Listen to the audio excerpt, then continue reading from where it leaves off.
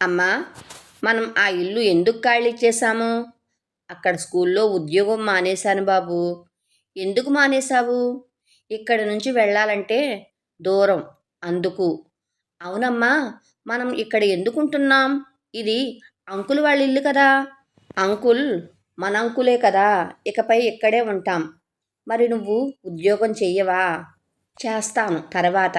మళ్ళీ ఏదో ఒక ఉద్యోగం చేస్తాను.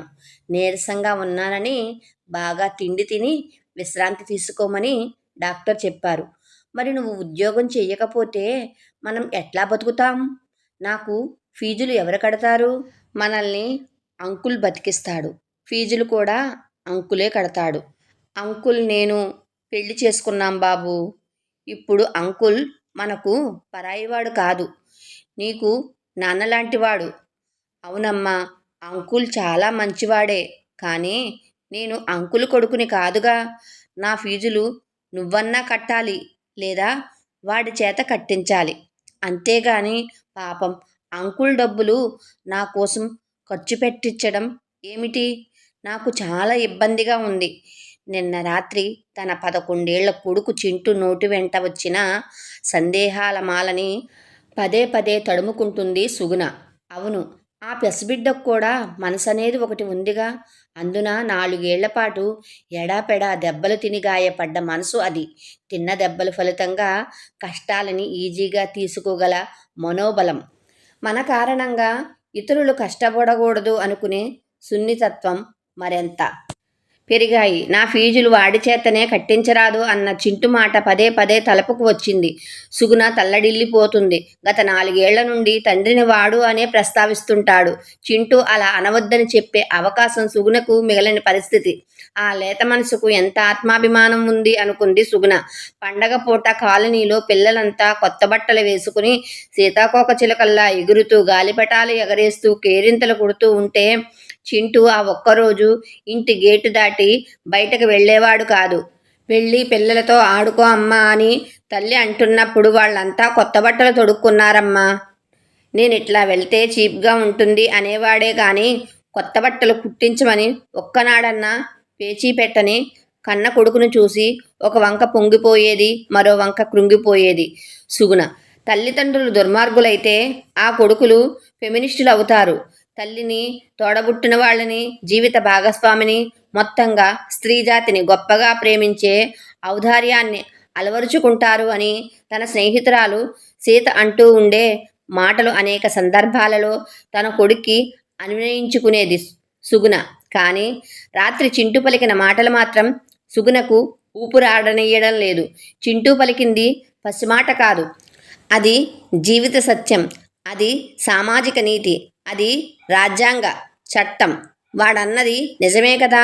బిడ్డల్ని సృష్టించి ఈ నేల మీద పడేసిన నేరం ఏ ఇద్దరు చేస్తారో ఆ ఇద్దరే బిడ్డల భారాన్ని మోసే శిక్షార్హులు. తన ప్రతిరూపాన్ని చూసుకుని సంబరపడి తృప్తి పంచుకునే తండ్రులు ఉన్నట్టే తన సుఖసౌఖ్యాల కోసం కన్న బిడ్డలని కాలానికి వదిలేసే పితృకులు కూడా ఉన్నారు. మరి పరిపరి విధాల ఆలోచిస్తుంది సుగుణ. అవును, విశాల్ మంచితనాన్ని నేను వాడుకుంటున్నానా? కానీ నేను ఇప్పుడు ఏం చెయ్యాలి? కన్నబిడ్డ స్వాభిమానాన్ని సైతం కాపాడలేని నిస్సహాయురాలిని. ఆ చిన్న మనసుకు ఏం సమాధానం చెప్పాలి? వాడిని ఎట్లా తృప్తిపరచాలి? తన నరాలు చిట్లిపోతున్నంత బాధగా ఉంది సుగుణకు. ఆ వాడు అనే వాడిని కోర్టులో తన లాయర్ క్రాస్ ఎగ్జామ్ చేసినప్పుడు సన్నివేశం మనసులో మెదిలింది. మీ వివాహం ఎప్పుడు జరిగింది? 1982 సంవత్సరంలో. మీకు మీ భార్య సుగుణకు మీ కుమారుడు ఎప్పుడు పుట్టాడు? 1983లో. అప్పుడు మీరు ఏం ఉద్యోగం చేసేవారు? ఉద్యోగం ఏమీ చెయ్యలేదండి. ఒక రాజకీయ సంస్థలో కార్యకర్తగా పనిచేశాను. ఎంత సంపాదించేవారు? సంపాదన ఏమీ ఉండదండి. అది వాలంటరీగా చేసే పని. మీరు ఇప్పుడు చేస్తున్న ఉద్యోగంలో ఎప్పుడు చేరారు? 1989లో. అయితే 1989 వరకు మీ కుటుంబంలో ఎర్నింగ్ మెంబర్ మీ భార్య సుగుణ గారే కదా. అవును. ఎంతకాలం నుండి మీరు విడిగా ఉంటున్నారు? 3 సంవత్సరాల నుండి. అంటే మీకు ఉద్యోగం వచ్చినప్పటి నుండి అంతేనా? అవును. ఈ 3 ఏళ్ల నుంచి మీరు మీ భార్యాపిల్లల మనుగడకు డబ్బు పంపిస్తున్నారా? లేదండి, పంపలేదు. మీ కుమారుడు ఎక్కడ ఉంటున్నాడు? తల్లి దగ్గరే ఉంటున్నాడు. మరి మీ కుమారుని కోసమైనా మనోవర్తి పంపలేదు ఎందుకని? మీరు మీ కుమారుడు పట్ల బాధ్యత తీసుకోవడం లేదంటూ మీ భార్య ఉమెన్స్ ప్రొటెక్షన్ సెల్ కేసు వేశారు. ఈ కేసులో పోలీసులు జోక్యం చేసుకుని మీతో సంప్రదింపులు జరిపారు. మీరు మీ కుమారునికి నెలకు 1000 రూపాయల చొప్పున 50,000 రూపాయలు రికరింగ్ డిపాజిట్ చేస్తానని మీరు పోలీస్ స్టేషన్లో ఒప్పుకున్నారు, అవునా? లేదండి, నేను ఒప్పుకోలేదు. అది నా అకౌంట్లో వేసుకుంటానని అన్నాను. అంతే. కోర్టు హాలు పెద్ద నవ్వులతో, ఓరి వెధవా, నువ్వు పనిచేసిన పార్టీ పరువు తీశావు కదరా, వీడసలు మగాడేనా? చెమటలు కక్కుతున్నాడు. కక్కుర్తి వెధవ, మగజాతి పరువు తీస్తున్నాడు. కోర్టు హాల్లో కుర్రలాయర్లు అపహాస్యాలు కొంచెం పెద్దగానే వినిపించాయి. తండ్రి బాధ్యత సైతం వదిలించుకో చూసిన వాడిని ఊరికినే వదిలిపెట్టకుండా ఉండేందుకు సుగుణ 3 సంవత్సరాల పాటు కోర్టుల చుట్టూ, పోలీసుల చుట్టూ జోరీగలాగా తిరిగింది. మహిళా సంఘాలతో సంప్రదించింది. వాడు పనిచేసే ఆఫీస్ అధికారులకు విన్నవించింది. వాడు మరో యువతితో బహిరంగ కాపురం మొదలుపెట్టి విడాకుల కోసం కోర్టులో కేసు దాఖలు చేసినందుకు కించిత్ బాధపడలేదు సుగుణ. తన మీద ఇష్టం లేనప్పుడు అతను ఎట్టా ఉంటే తనకెందుకు అనుకుంది. కానీ కన్న బిడ్డను సైతం నిరాదరించిన వాడి కసాయితనాన్ని మాత్రం సహించలేకపోయింది. బిడ్డ బాధ్యత నీకు ఉంది అని హెచ్చరించింది. అయితే నా బిడ్డను నాకు ఇచ్చేయి, పెంచుతాను అన్నాడు. కన్న బిడ్డకు నచ్చజెప్పి కన్నీటితో ఆ కసాయివాడికి అప్పగించింది. కొత్త కాపురానికి కన్నబిడ్డ అడ్డమైపోయాడు వాడికి. చీటికి మాటికి కొట్టిన దెబ్బలకు, ఆ ఇల్లాలు చివాట్లకు ఆ చిన్నారి మనసు ఛిద్రమై కళ్ళల్లో కడువడి నీళ్లు దాచుకుని వచ్చి తల్లిని కౌగిలించుకుని బోరు బోరున విలిపిస్తూ, నేనింక వాడి దగ్గరకు వెళ్ళనమ్మా, నన్ను పంపకమ్మా, నీ దగ్గరే ఉంటాను. అన్నం లేకపోయినా పర్వాలేదు, నీ దగ్గరే ఉంటాను. చదువు మానేస్తాను, కూలి పని చేస్తాను అంటూ వెక్కిళ్ళు పెట్టి ఏడ్చిన కన్న కొడుకుని వాడి కబేలానికి మళ్ళీ ఆ తల్లి ఎలా పంపించగలదు? అందుకే పట్టు వదలని విక్రమార్కుడిలా పోలీస్ స్టేషన్లను, మహిళా సంఘాలకు కాళ్ళు అరిగిపోయేలా తిరిగింది. అతడు విడాకుల కోసం కోర్టుకు ఎక్కాడని ఎవరితోనూ చెప్పకు, పరువు పోతుంది. 4 ఏళ్లు పోతే వాడే కుక్కల దారికి వస్తాడు. మధ్యలో వచ్చింది మధ్యలోనే పోతుంది అంటూ అమ్మ అన్నయ్యలు చెప్పిన పరువు మర్యాద శోకాలను సుగుణ రెండో చెవిగుండా వదిలేసింది. అయిన వాళ్ళకి కాని వాళ్ళకి అందరికీ ఆ ఉదంతం నిర్భయంగా చాటింది. నాలో ఏ తప్పు లేనప్పుడు నాకు భయమేంటి అని తల్లితో వాదించింది. వారి సానుభూతికి సైతం దూరమయ్యింది. అమ్మా, ఇవాళ మా టీచరు మీ నాన్నగారు ఏం చేస్తారు, ఎప్పుడూ కనిపించలేదేం అని అడిగితే, మా నాన్న దుబాయ్లో ఇంజనీరింగ్ అని చెప్పానమ్మా అంటూ చింటూ అన్నప్పుడు, అలా వద్దు నాన్న, మనం ఏం తప్పు చెయ్యలేదు, అబద్ధాలు చెప్పవలసిన కర్మ మనకు లేదు. మా నాన్న మరో ఆంటీని పెళ్లి చేసుకున్నాడు, అందుకని మేము మా అమ్మ ఉంటున్నాము అని చెప్పు. నామోషీ పడవలసిన పని లేదు అని నిర్భయాన్ని, నిస్సంకోచాన్ని, నిజాయితీని నేర్పించింది కొడుక్కి. కానీ ఈరోజు తన చిట్టి తండ్రి ఆత్మాభిమానాన్ని సమాధానపరచలేక తల్లడిల్లిపోతుంది ఆ తల్లి మనసు. గత ఏడాదిలో అనుకోకుండా ఒకనాడు తన చిన్ననాటి మిత్రుడు విశాల్ ఈ నగరంలో ఒక వీధిలో ఎదురుపడ్డాడు. ఆయన వేసిన కుశల ప్రశ్నలకు సుగుణ తన వర్తమాన బతుకుగాథ వివరించింది. ఆ రోజు నుండి విశాల్ మరింత ఆప్తుడయ్యాడు. కొందరు స్నేహితులు పూనుకునే వీరిద్దరి పెళ్లి ప్రస్తావన తెచ్చినప్పుడు ఏ వైపు అభ్యంతరాలకు చోటు లేదు. పిల్లవాడు భవిష్యత్తు గురించే సుగుణ తటపటాయించింది. నువ్వు నా మనిషి అయినప్పుడు నీ బాధ్యతలు నావే, అలాగే నా బాధ్యతలు నువ్వు పంచుకుంటావు. నీ నుంచి సుఖాలు ఆశించి నీ కష్టాలని పంచుకొని నీచుడిని కాదు నేను. నేను మనిషిని, మనసున్న మనిషిని. నా మీద ఆ నమ్మకం నీకు ఉందనే అనుకుంటున్నాను అని విశాలన్న మాట శక్తినిచ్చాయి సుగుణకు. ఆ స్ఫూర్తితోనే వాడికి 3 ఏళ్లు వాయింపు తర్వాత కోర్టులో విడాకులు ఇచ్చేసింది. ఇంకా వాడు ఊసే లేకుండా పోయినందుకు సంతోషించింది. ఇటీవల కాలంలో చింటూ కూడా తండ్రి ప్రస్తావన నిరాకరిస్తున్నాడు. ఈ పర్యవసానం కూడా సుగుణకు కొత్త జీవితం ఏర్పరచుకోవడానికి దారి ఇచ్చింది. ఇప్పుడు కాలం సజావుగా, సుఖంగా, ప్రశాంతంగా సాగిపోతుంది సుగుణకు. కానీ చింటూ రేకెత్తించిన చట్టాన్ని సుగుణ ఏ కోర్టులో గుర్తు చేస్తుంది? ఈ చిన్నారి చెప్పిన సామాజిక నీతిని ఏ సంఘానికి తెలియజేస్తుంది? ఆ లేత మనసు వల్లించిన న్యాయాన్ని ఏ గ్రంథంలో పొందుపరుస్తుంది? న్యాయ విరుద్ధంగా నీతి బాహ్యంగా బ్రతుకుతున్న పైశాచిక పురుషుణ్ణి ఏ వేదశిలపై ఉరి తీస్తుంది?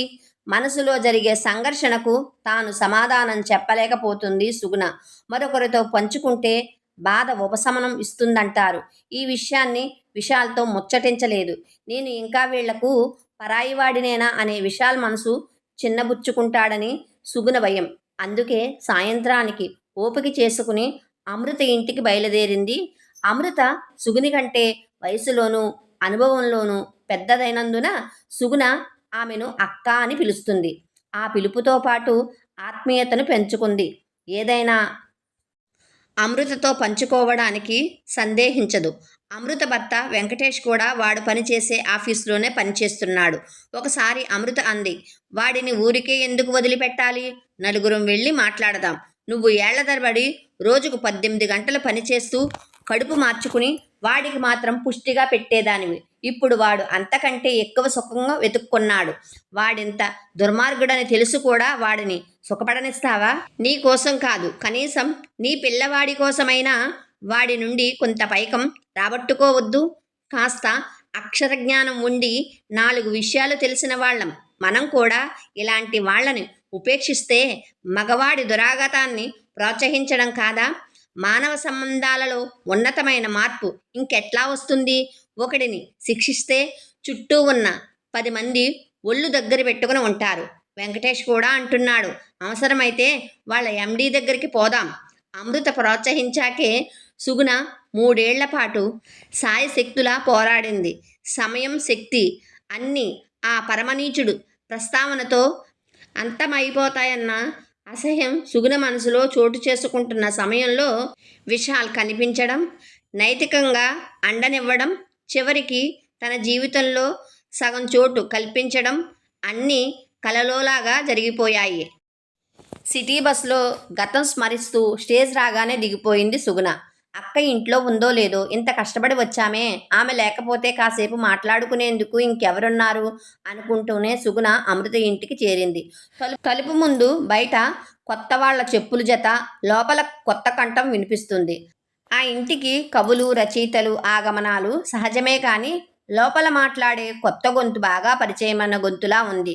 కాలింగ్ బెల్ నొక్కకుండా సుగుణ కిటికీ దగ్గర చేరి నిలబడింది. ఎవడి మీదైతే తన అసహ్యాన్ని అంతా ఈ ఇంట్లో కుమ్మరించి ఫ్రెష్ అవ్వాలని వచ్చిందో వాడు ఆ ఇంట్లో కూర్చున్న అతిథి. ఎవరినైతే వదిలిపెట్టకుండా శిక్షించాలని అమృత తనకు ఊపిరి పోసిందో వాడు ఇక్కడ తేనీటి మర్యాదలు స్వీకరిస్తున్నాడు. నిర్లజ్జగా ముచ్చటిస్తున్నాడు. నేను మొదటి నుంచి చెప్తున్నది ఇదేనండి. పిల్లవాడిని నాకు ఇచ్చే పెంచుతాను అంటున్నానండి. తనే వినలేదండి. దానికి నేనేం చెయ్యాలండి? నేనేం అంత దుర్మార్గుణ్ణి కాదండి. దుర్మార్గుణ్ణే అయితే అసలు ఆ పిల్లవాడు నాకు పుట్టలేదని అనేవాడిని కదండి. పిల్లవాడిని నేను పెంచుతాను, నాకు అభ్యంతరం లేదని ఎందుకంటానండి అంటూ ముక్కుల నుండి పెదవుల నుండి నవ్వును బయటికి కక్కుతున్నాడు అతి ప్రయత్నంతో. తన బిడ్డ తనకు పుట్టలేదని వాగడానికి ఏ చెత్త రకాలకి ఇంకా అవకాశాలు లేదని, విజ్ఞాన శాస్త్రం అభివృద్ధి అయ్యి ఎవరి సంతానం ఎవరో నిరూపించగలిగ పరిస్థితి ఏర్పడిందని ఈ దుష్టుడికి ఇంకా తెలియదా? వాడు ఏదైనా వాగుతాడు సరే, మానవ సంబంధాలలో ఔన్నత్యం గురించి ఉపన్యాసాలు దంచే అమృత వెంకటేష్లు ఎందుకలా శలాప్తిమలైపోయారు? వాడి వెకిలి నవ్వుకు ఎందుకు వంత పలికారు?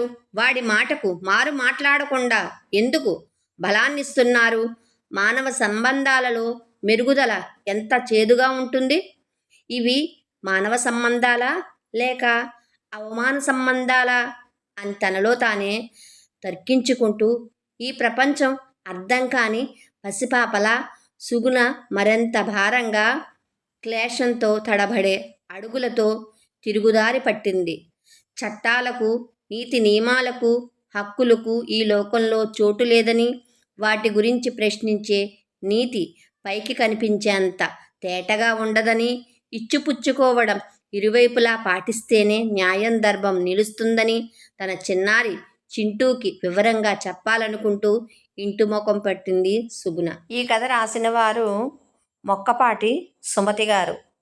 కథ పేరు అవమానవ సంబంధాలు. ఇదండి ఈరోజుటి కథ. ఈ కథ మీకు నచ్చిందా? అయితే కథ చాలా బాగుంది. తను అందరూ మంచివాళ్ళు అనేసి అనుకుందన్నమాట. తన స్నేహితురాలు కూడా మంచిది కాదు అంటే అప్పటి వరకు ఒక రకంగా ప్రవర్తించిన వాళ్ళు ఇంకొక రకంగా ప్రవర్తించేటప్పటికి తనకి మనసుకి చాలా గాయం అయిందనే చెప్పాలి. ఇక మానవ సంబంధాలు ఇలాగే ఉంటాయా అనేసి తనకి చాలా బాధ అనిపించింది. ఇక కొడుక్కి ఏం చెప్పాలనేసి నిర్ణయం తీసుకుని ఇంకా ఇంటికైతే బయలుదేరింది. ఇది ఈరోజుటి కథ. నాకైతే కొంచెం బాధగానే ఉంది. కథ చదువుతున్నప్పుడు బాధేసింది. అలాగే ఇక ముగింపు కూడా బాధాకరంగానే అనిపించింది. ముగింపు ఆడి మీద విజయం సాధిస్తే నాకు చాలా బాగా నచ్చుతుంది. ఓడిపోవడం ఇష్టం ఉండదు. కాబట్టి తన కొడుకును మంచిగా తీర్చిదిద్దుతుందిలే. మరి ఒక్కొక్కసారి ఇలాగే జరుగుతూ ఉంటాయి కదా. అందరూ మంచివాళ్ళని నమ్మింది కదా, తన ఫ్రెండ్ మంచిదని నమ్మింది కదా, ఆ మంచితనం కాదని కూడా తెలిసింది. ఇది ఈరోజుటి వీడియో. ఏం చెప్పాలో కూడా తెలుస్తలేదు నాకు, అంత ఇదిగా ఉంది స్టోరీ అయితే మటుకు. Thank you for watching. నమస్తే.